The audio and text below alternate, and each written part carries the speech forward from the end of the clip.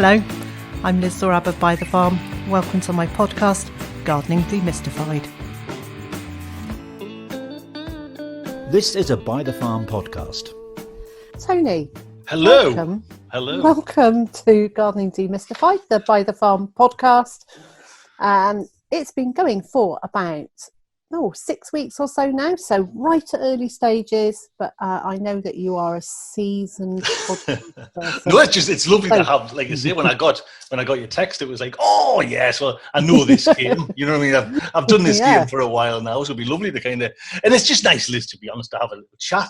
You know what I mean? Sometimes you've got to, and I think you've mentioned it once before, you just got to get your head down and grind the videos out and everything, and you miss the real world and you miss your friends, you know, so it's nice just to absolutely chat.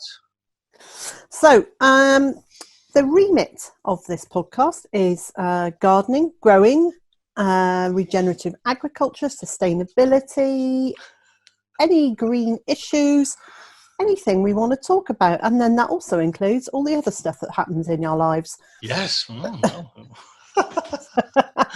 Fire away. So, Tony, you've got a very successful YouTube channel that's been going for a year or so now, is it?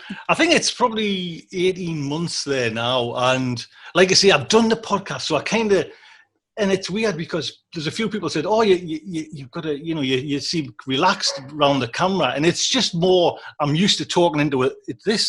I find it easy to talk into a microphone, which is, when you're in the garden, you don't see a camera. You know what I mean? You're up to your eyes, kind of, building things, digging things. So I just talk to a microphone, and that's all right. I get used to that. So, and I always wanted. I tried a few times, Liz, with YouTube, I tried bringing science fiction into it, like not in the garden, just doing a channel like that, and could never work out the format, you know what I mean? Because I'd end up having to read way more books than what I normally read anyways, to kind of talk about science fiction books and that. So, but then I thought, I wonder if it, and it was actually the GoPro, that using like a GoPro Hero thing, where you think, oh, you can actually get a nice picture without wobble, and it was from there that I thought, oh, I'll give this a go, you know what I mean? And I initially did it for me mum, because it was, although I've had that allotment for, say, 20 years, my name's kind of on the council thing, for about 6 years, my mum used to look after it, you know what I mean? So and it's still kind of, my mum's kind of still alive, but it's my mum's, there's still traces of my mum there, you know what I mean? So it was always to do the videos, because she's getting on now and she can't really manage the allotment or come over even just to have a look at it. So it was always nice to do the videos for my mum to sit at home and to watch, do you know what I mean? And the best way for her to watch that was to stick them on YouTube, so that's what I did initially. And then, you know what I mean? It's just... That's a really good reason to start a channel. A really good reason, isn't it? Oh, and she's still there, you know what I mean? It's still and she's still bloody commenting, you haven't cleaned up that story. That I can still see them bushes there, you know what I mean? So I still get me orders from my mother, that's who I answer to first. Your allotment plot is spotless, isn't it? See that again? That again. Honestly, that comes from my mother. And to be honest, it's not when you get a good look. Do you know what I mean? Yes, the overall looks kind of nice and tidy. But if you came, you're thinking it's all smoke and mirrors. Everything's hid away. Do you know what I mean? All my shots are planned. You know what I mean? Excellent. Oh no, I'm really pleased to hear that, because I think my place is full of wildlife areas.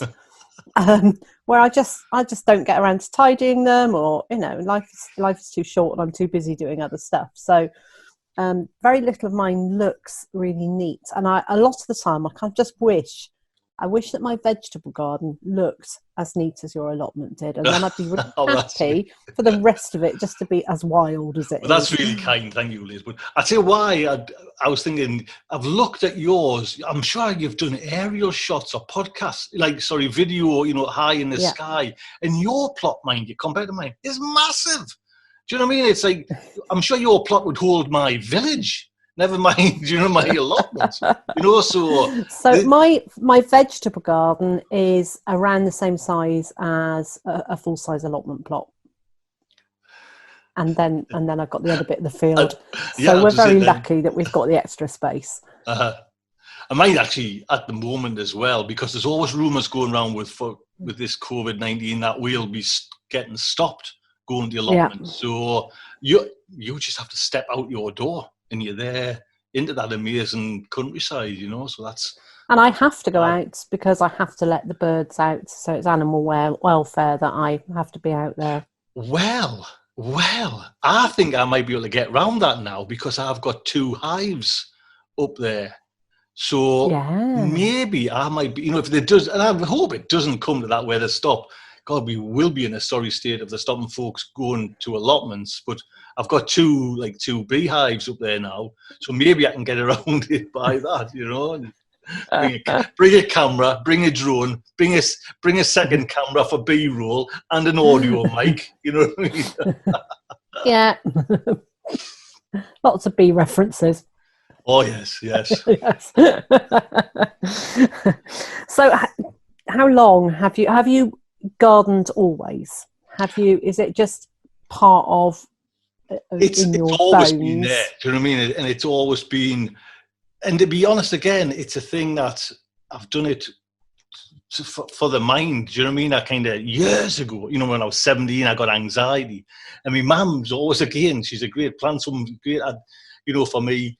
Just to admire what she's done. She always said when I was kind of going through rough patches, get your hands in the earth, Tony, and just let nature grow things and grow vegetables. And I honestly think it's so therapeutic going up to allotment, because when I woke up there now, and I don't get much anxiety nowadays, but when I woke up there, it's just like a total release from everything.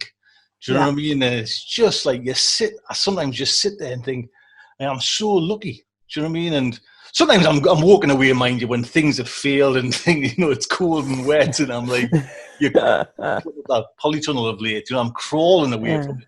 But it's still such a, it's just like a big playground, and it's where I go to honestly to sort out my mental health. Absolutely. And there's all that thing that they've shown about the bacteria in the soil. That when you disturb the soil, it actually releases the bacteria and you breathe it in, and that increases the serotonin in your brain. So it really does lower your blood pressure, help with anxiety, and help with depression. And that's it's now a proven scientific thing. I never knew that, to be honest. Yeah. All right. Because I'm supposed to be a no dig. I don't know if you noticed, but over the last 6 months, I've been digging here, there, and everywhere, converting, doing an upgrade on the plot, actually.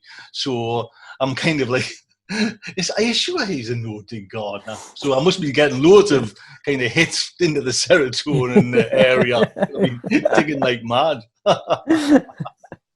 So I think it works just disturbing the soil, because there's also that, I think it's a Japanese thing called, I'm going to get the name wrong, something like Kiru Oshi. Actually, I better not say it because I might be saying something really rude. Somebody's grandmother in Japan or somewhere. Yes. So there is a therapy that they use, which is tree walking. So it's actually walking through forests, because again, there is something about looking at trees that lowers your blood pressure and calms you. Right. It's amazing stuff. So when I started reading about it, I was like, well, that's in some ways, it's just a scientific rubber stamping of what you and I already know. Mm-hmm. Oh, it definitely is. You know what I mean? And it's just, even, when I'm in the house, me good wife, will say, you best get up. You best get up there and, give yourself, 10 minutes up there, calm yourself down, if some things are going wrong or I'm getting angst. And I love it, to be honest. Absolutely love it. Mm. So how much of what you grow do you eat?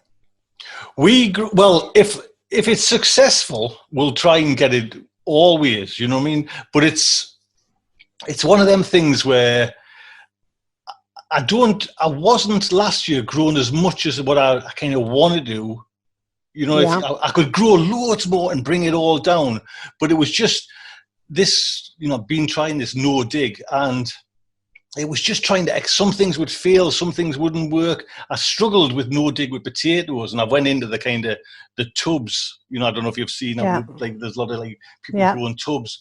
So I did the tubs, and I got with the tub, I got way more than we could ever possibly eat. You know what I mean? And I was thinking, I need to kind of somehow get a proper structure for the amount I'm growing to the amount we're actually consuming. But it's all went flip side up anyways now with this, you know, this what's going on in the world now. Yeah. So I wasn't planning to grow loads this year, but since this has come about, what we're, you know, the kind of little crisis that, or the big crisis we're in, I'm planting way more to give it away, you know. Yeah. So that's the plan at the moment. So I'm just good one.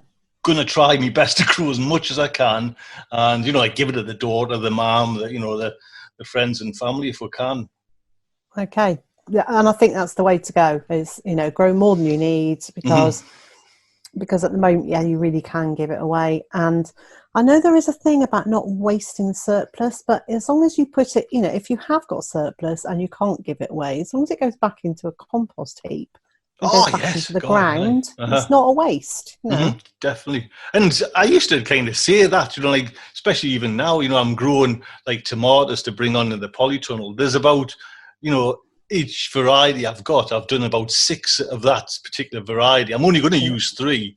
So all the plant, the soil and everything will go back into the compost, you know, and that's just the nature of gardening. You've got to do over many to make sure you actually get one plant away, you know, if you get hit by something. Yeah. And so going from how much do you eat to which is, you know, just off the top of your head, favourite vegetable? Cavallel Nero kale, you know, that kind of almost black looking, thin cabbagey looking kale. Just love that. You know what I mean? Absolutely. We just consume so much of that, you know, along with chard as well. You know, and funny enough, we're not that big a potato. I've got enough potatoes, honestly, to feed the village this year, but we're not that big a potato family. I can eat them till, you know what I mean, till I'm, you know, huge in size and not just big in size. But the rest of the family, I just think of take or leave. But when it comes to, like, say, the Cavallel Nero kale and chard, you know what I mean, just, I couldn't probably grow enough. You know what I mean? You just, and purple sprout and broccoli. That's, you know what I mean, that's lovely as well. And so you like your brassicas, basically. Yes. And I know that this year, for the first time, you are growing filderkraut. I am, yes. Well, I watched and I forget which actual video it was on. It was like 5 seeds or 7 seeds to grow in, and I'd never heard of that cabbage. And I thought, well, I'll just follow the link, and the link took us, and I got my seeds, and they're away there, and they're nearly ready to kind of plant out. You know, it's this week, next week that I'm starting to bring the brassicas out into the garden. And I'm looking forward to it, to be honest, you know what I mean? Because we are big kind of greens eaters. Now, I loved it because it was dual purpose. So I harvested them in the summer, and shredded them really finely and did coleslaw with them. And then with the rest of it, because they're quite big cabbages, with the rest of it, I then cooked it. So we've had it both ways, equally nice. And it just seemed really nice to have a cabbage that effectively nothing was going to waste on it. Well, for me, it was, I hadn't heard of it. Do you know what I mean? And I was thinking, something, you know, and that's, I think, as well for gardeners as well. If you come across something new, it's always nice to try. I know one of my viewers have sent over, Audrey from America, has sent over a load of like Baker Creek tomatoes, and I've never heard of any of these, but my main supply of tomatoes is all what, you know, American friends grow on a regular basis, you know, so I haven't got any of them, the money makers, the Shirleys or anything this year. They're all these American varieties, and that's quite exciting, you know. It is. To plant something from seeds and get it away, you know, it's excellent. And it'll be interesting to see how it grows, coastal northeast, as opposed to, you know, Central America. Well, it's funny because although I'm, like, say, the northeast of England, and this is kind of, you'd think would be a cold area up here. It is kind of, I'm sure we dodge a bullet, in the weather, because we're so, honestly, it's just like quarter of a mile just over there is the sea. And we don't get these high, we get like the kind of -1 in winter times, but nothing hideously, because I used to work in inland and I used to get like temperatures of like -13 on some of these nasty winters. We don't get that. I'm still in flip-flops and shorts in the winter most times, So.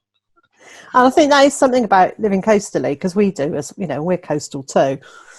And it's just that microclimate, although it's windy, it is just milder. Mm-hmm. It's just, it's a really nice mild climate. I think it does. I think it takes the edge off. And it's quite, I think it gets a lot of my, say, viewers, like, oh, Tony, you shouldn't be, you're putting them out now. You're planning that now. And then it's just like, I start doubting myself, but then I still put it out, you know what I mean? And it grows, and touch wood, I haven't kind of had any big disasters, but, like kind of jumping the gun and putting stuff out too early. So we seem to, and it always, what's the biggest concern for me is, I know this is, you'll get this as well, is too much sunshine is a right bugger for me camera. Do you know what I mean? You've got to kind of dial things down, and like you think, oh, that's great, but when you're a YouTuber and you've got way too much sun, that's just like,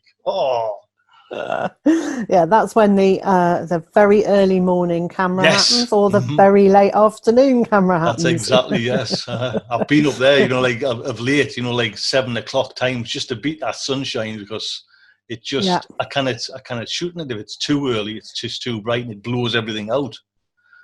I remember watching Justin Rhodes when I first started watching homesteading style videos. And he was saying that the reason that you always see him like getting up in the morning and having breakfast and doing the morning chores is because by 7:30 in the morning, the light is so bright, he can't film anything. So what he hasn't done by, 7:30 in the morning, we aren't going to get to see. Oh, I know. I mean, I could get it's like, I've actually got one here, but it's just, I don't know if you can see, a little filter. This is like an ND filter that I'll screw on my lens, but this is just like a little, I don't know, probably 20-30 pound one, but it gives, because it's the other things, it gives everything like a warm false tint, and I don't like using it, so I just kind of have to battle. Actually, the GoPros are pretty good. I was busy trying to take mine off my camera to show you that I have a similar thing, but I can't. I've put it on there so well that you can't take it off. So I have one of those too. The GoPros, you know what I mean, when you're kind of wandering around digging, and you can throw them around anywhere, you know what I mean. And my kind of setups, I've got it kind of sussed where I've got like a nice little, that it works really well. The GoPros, just press record and it's that's done. You know what I mean? Yeah, and away they go. I've got one somewhere. Here we go. But everything's really close at hand. This conversation wasn't planned, was it? Yeah, so I've got a really little one which comes in a kind of waterproof case, and it's got a float to attach to the waterproof case. And my plan is one day to put it in the duck pond and actually be able to see ducks at right at water level. That is it. Eventually, when I get brave enough to say, okay, I'll put this in water voluntarily. So, are you allowed livestock up on the plots? Not livestock as in chickens, hens, ducks, geese, horses, anything like that. Yeah. But I did catch, see, I've got the bees there now. I did catch the lad who was coming round, and yet they kind of had a word with his colleagues, and bees were fine. You know what I mean? So, and on that, I think there's probably about 30 plots. I think I'm the only one that's got bees as well. So, I'm quite happy. Were they new last year? They've just come this year. I did have some bees in my home garden here, but over winter I lost both hives, and that's the kind of the gauntlet you run. And I'm certainly not experienced in it. So, but I've got a friend now who's had 20 years experience of bees, and he just texted us. He texts, "Do this, Tony. Make sure you do that." So that's what I like. Just go and clean, Tony. Go and do this. Go and add that. So hopefully this year they'll last. You know what I mean? 'Cause I don't So think... we've got a hive here, and it actually belongs to a gentleman called Eric, who's, I'm sure he won't mind me saying, he's in his 80s, and he has been beekeeping his entire life. And the idea was that we'd have them here and he would teach me. So he says to me to do X, Y, and Z. But what he forgets is I don't know the middle step. So when he said, take the top off, put this on, put the top back on, that's what I did. What he didn't say was take out the separating board first and then put your next super on and put the separating board on top. So I literally followed his instructions to the letter. Oh, I know. It's... When we came to getting the honey last year, it was like, what's going on? Why is that there? And it's like, well, you didn't tell me to take it off. So what I have learned now is I have to actually say, is there anything else I need to do in between that first step and the last step? Because it is. It's like, even just opening up a hive, you know, for the first time, you know what I mean? I remember doing that. Even it's a daunting thing, even though you've got all your protection on, you know what I mean? You're seeing 10,000, 20,000 bees there looking at you. You know, they are the most gentle bees. These, I mean, we're really lucky. This lot are so gentle. Well, you see now, on the flip side, Liz, I've heard the angrier your bees are, the nicer your honey you get.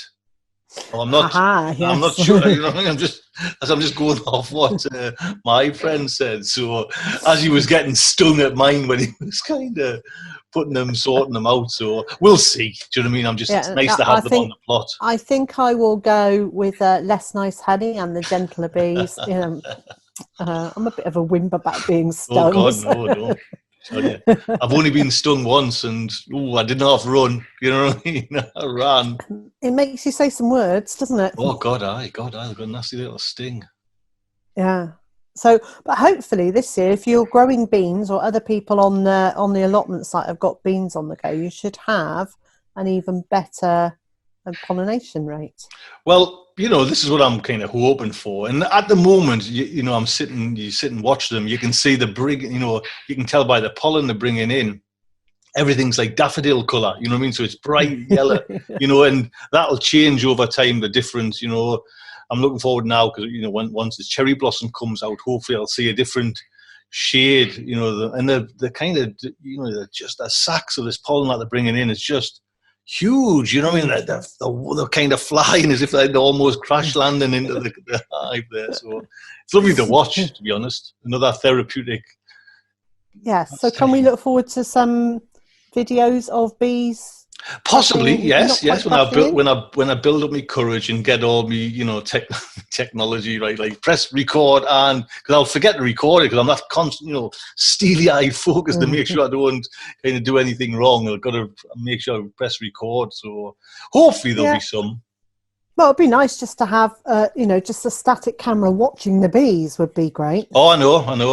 I've actually done it without you actually doing anything in the hive. I've done a static camera of if there's anything of plants of tomatoes growing. I've been doing a time lapse since I planted the seed of the tomatoes. Oh, fantastic! And I'm going to take it right through into the polytunnel as well. So hopefully, from February to I guess October, I'll have the life cycle of a tomato plant. Anybody interested? No, I would be. I think we don't appreciate how quickly that all happens. Actually, oh no, how quickly they grow and stuff. So, one last question. Yes. How is your polytunnel? Liz, honestly, when you put yours up, and I haven't kind of physically seen how tall you are, but when I seen how small you were in that tunnel, you know, it was just like a cathedral. And I went, that's what I want. You know, I'm kind of 6'2", 6'3", and I've always like had a duck and dive, and I've seen the size. And you've got like, I think yours is twice as long as mine, anyways.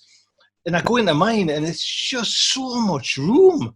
And I'm sure are you holding, like, doing teaching courses in yours as well? You know what I mean? Yeah, I am. You know what I mean? They are so good. And it was, you know, I read the instructions and I watched your video, Liz, I swear to God, honestly, so many times. And it was so helpful because it was just the little things that you might have missed, you know, like putting all them fittings together before you actually join the hoops, because I think you might have or even missed just that. finding the screws were actually in the fittings. Well, that in 2.5 hours I spent looking for those screws. That in itself would have, that, because you went there before, so for me, I just went, oh, there they are. I knew straight away, you know what I mean? And like I say, it went up a dream, and it's just lovely. Do you know what I mean? And don't forget, I loved the old one, but the old one was like, I think we're probably coming up to, it was, my mum was saying, probably about 15-year-old, and it was ripped. But it had character. Oh, it did.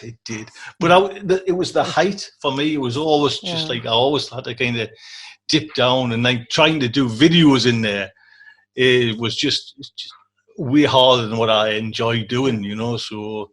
Well, presumably yours is a similar height to mine, and so I would imagine you've got absolutely no problem walking around. No, just walk in. There's no head tugging or anything, you know what I mean? It is honestly, it's like a little cathedral. It's just massive. And when I first put it up, mind you, because we're in a little village and everyone knows everything, and I put this thing, and I was thinking, this thing's huge. You know what I mean? You'll see it from space, but it quickly just blends in, and you know what I mean? It's just another polytunnel on another site, and that's what I like, to be honest. I was thinking, I don't want it to stand out too much, but it just another polytunnel. Do you know what I mean? It's only when you get inside you think, wow, you got some space here. Sorry, I'm being distracted because there is a flying thing at the windows on the inside. I was just checking it wasn't a wasp. We've already got wasps all over the place. Right. It's it was interesting you saying about the cherry blossom, because we've got all our ornamental cherry blossom is now out. Right. But not the cherries. Well, it must be. Like I say, obviously it's going to be up here as well, but I haven't noticed because I haven't been driving around. I'm lucky enough I can still go to work. I work for the water board, where we kind of got to make sure there's fresh water in your tap. So I've still got to go to work, but we're not going anywhere to see other things, so we're not seeing any cherry trees getting blossom on or anything like that. It's just such a bizarre time at the moment. It is. Very little has changed for us whatsoever, because obviously I work here, and Mr. J is key worker as a postman, so he's out at work as normal. So for us, the only difference is we've got less people just dropping in. Which is a good thing or a bad thing? It's quite a good thing, actually. I'm quite enjoying the quietness of it. I think we're probably, but we must be pretty much at about a half an hour chat. Oh, I'm sure. Easy. It's flowing, Elizabeth. It's flowing over. It's been a blast. It really has. Thank you so much for joining me, Tony. Hopefully we can talk again maybe in a couple of months' time. Oh, yes. Catch up with what's going on in your garden, and what's going on up at the plot. Definitely. And just have a catch up. Brilliant. That would be fantastic. Okay, so if you are not familiar with Tony's YouTube channel, it's Tony C. Smith. And he also has a podcast called Starship Sofa. Yeah. Find him in all the usual places that you're going to find podcasts, and also check him out on YouTube.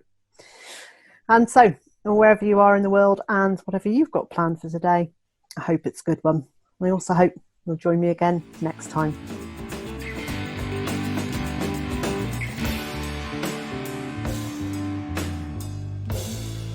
The podcast you've been listening to is a By the Farm production. All rights reserved.